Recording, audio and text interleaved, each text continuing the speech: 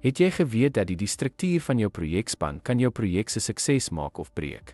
Kom ons ondersoek hoe verskillende organisatoriese strukture 'n impak het op projekuitkomste en waarom die keuse van die regte struktuur van kritieke belang is vir projekdoeltreffendheid. Funksionele strukture verbeter departementele kundigheid en laat spesialisering binne spanne toe.